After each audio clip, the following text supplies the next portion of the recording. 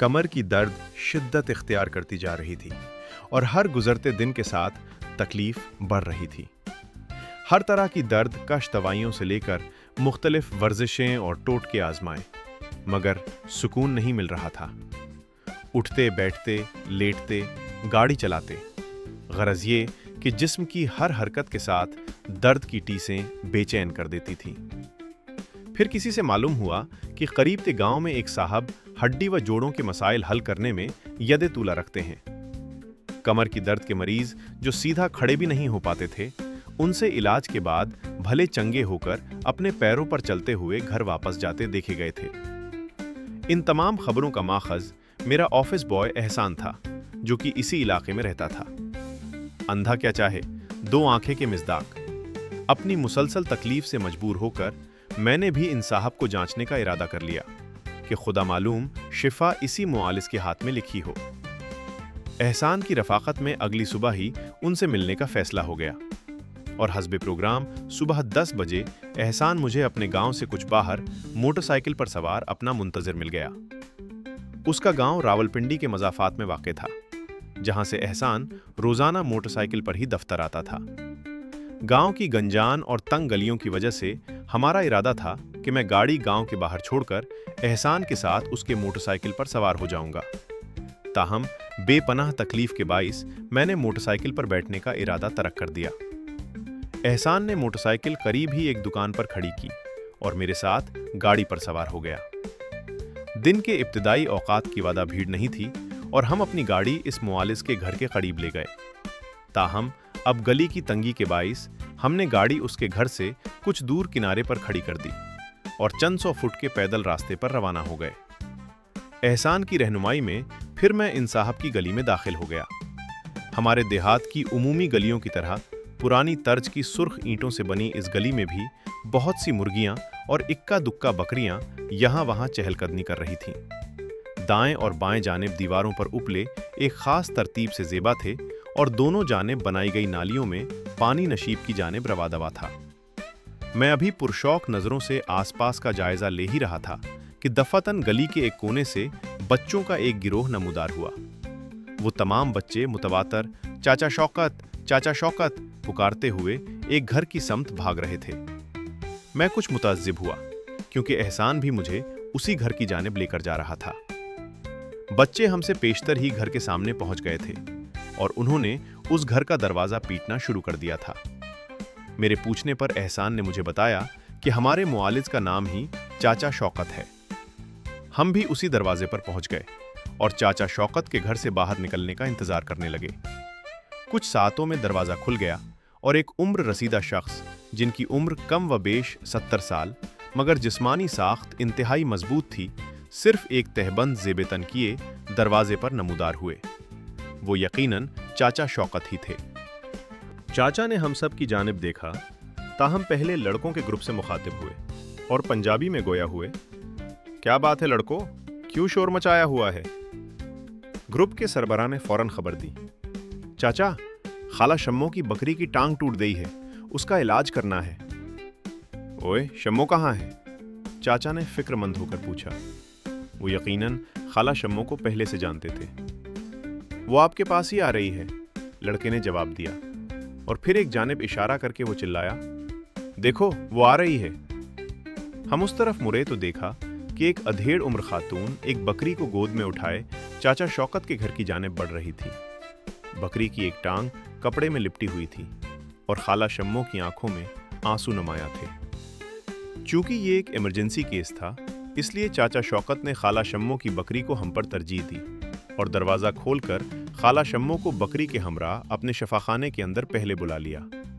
इस हाले में कुछ मुतजस्सिस लड़के भी खाला की मदद के बहाने उसके साथ ही अंदर दाखिल हो गए। हमें अलबत्ता कुछ देर बाहर इंतज़ार करने का कहकर चाचा शौकत ने दरवाज़ा भिड़ दिया। बाकाया लड़कों के लिए अब मज़ीद कोई रग़बत वाली बात नहीं रही थी, इसलिए वो धीरे धीरे मुंतशिर होते गए और गांव की गलियों में बाहमी दिलचस्पी के किसी और किस्से को ढूंढने निकल खड़े हुए। मुझे और एहसान को अब कुछ देर गली में ही इंतज़ार करना था। मैं चाचा शौकत के दरवाजे के पास ही कान लगाकर खड़ा हो गया कि अंदर होने वाले मुआवजे की कोई सनगुन हासिल कर सकूं।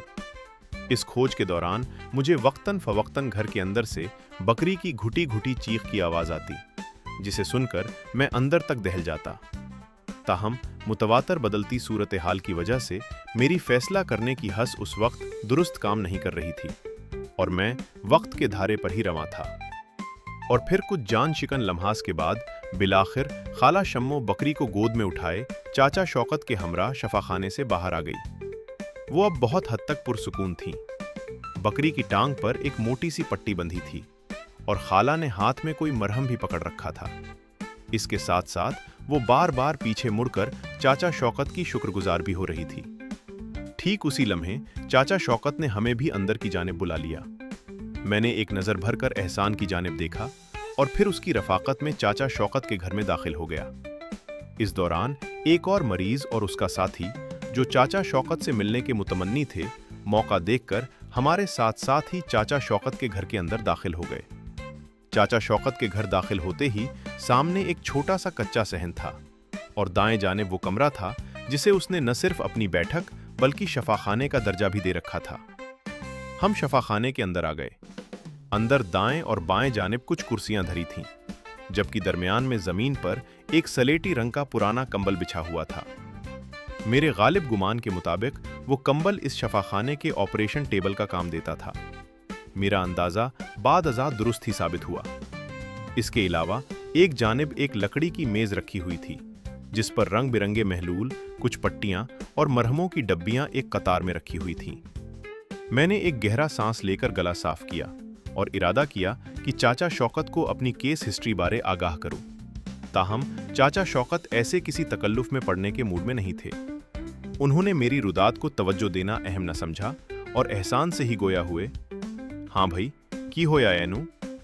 एहसान ने भी बिना किसी लंबी चौड़ी तमहीद के जवाब दिया, सर की कमर में दर्द है। गालिबन चाचा को एहसान के मुंह से ये सर और कमर का इम्तिजाज कुछ ज़्यादा न भाया और वो मेरी जानिब देखकर बोले, थल्ले पे जा। मैं इस बेतकल्लुफ सुलूक के लिए ज़हनी तौर पर बिल्कुल भी तैयार न था।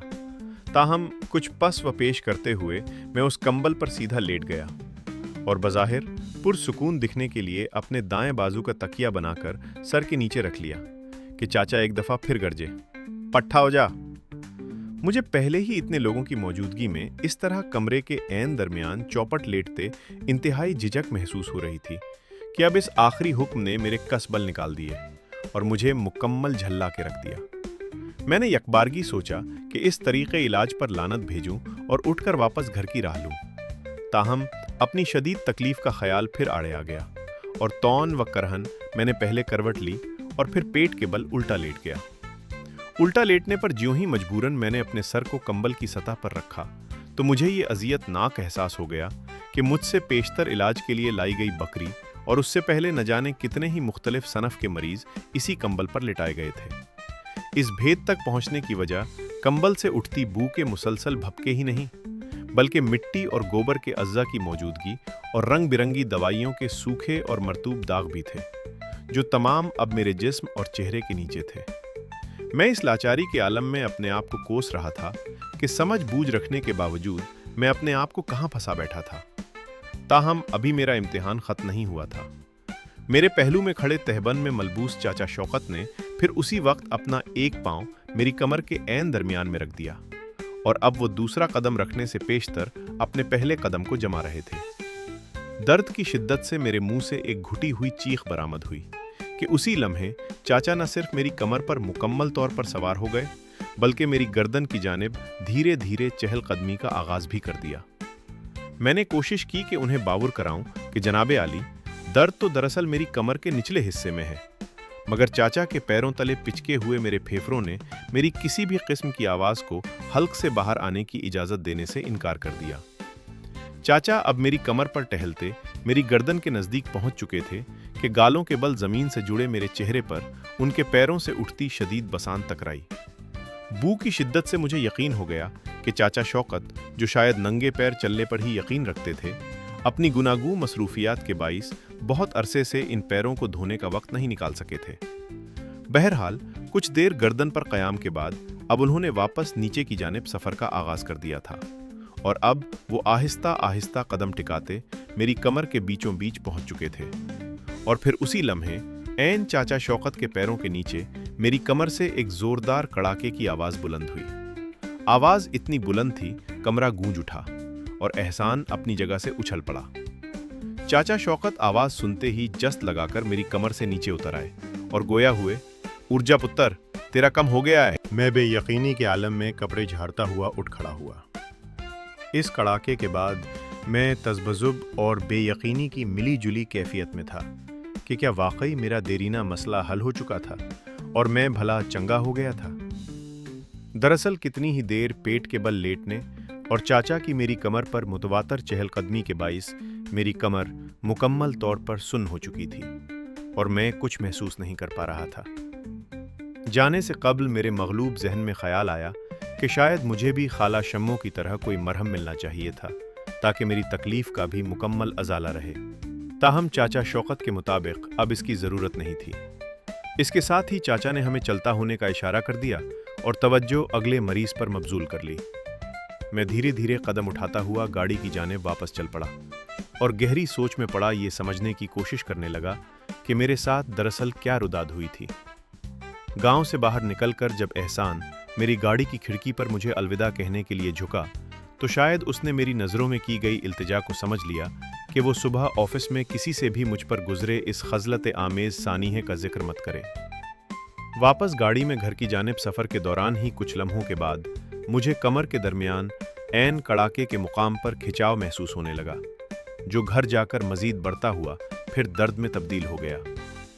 आने वाले दिनों में इस नई दर्द की शिद्दत ने मेरी पिछली दर्द के गम को भुला दिया।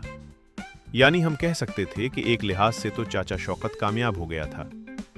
आज इस वाक़ये को कई माह गुजर चुके हैं और ये तहरीर लिखने के दौरान जब कुछ लम्हे के लिए मैंने अपनी कमर को सीधा करना चाहा तो दो मुख्तलिफ मुकामात पर मुझे दर्द की टीसें महसूस हुईं।